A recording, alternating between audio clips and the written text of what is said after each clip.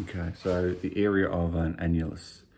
So what we have with an area of an annulus is we have effectively a donut-shaped diagram. So we have this area on the outside here where we have effectively a larger circle with a cutout in the middle.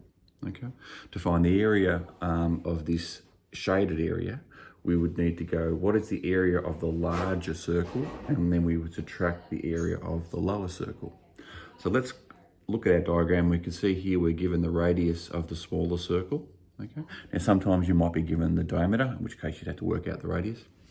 And let's call that one R1, okay? So we're gonna reference that over here as R1. And here, the radius of the larger circle here, we're gonna call it R2. So we're gonna reference that here as R2. So we can then put those into our area formula. So the large circle is gonna be pi, the R2, so this larger radius squared. And then the smaller one, it'll be pi times the smaller radius squared, okay? Now, let's substitute some values in here and work this out.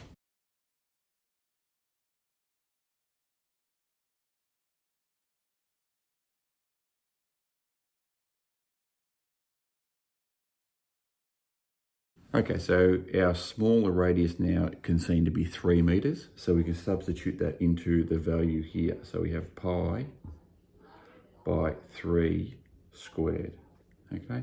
And then we can substitute the large one, which is now an 8 meter radius, into the larger area, pi by 8 squared. Okay, so then we can change that to then pi multiplied by 64, take away pi multiplied by 9, okay? And then we can clearly work those out on our calculator. Right, now to calculate this on your calculator, my suggestion is to put brackets around each of these, and you'll end up with that on your calculator, and then press equals, and you end up with this. So you can see it's 172.787.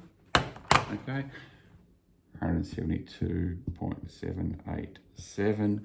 Now we're rounding off to 2 decimal places. So we can see here that the third digit here in the thousands is 7. So that means we need to round this 8 up to 9.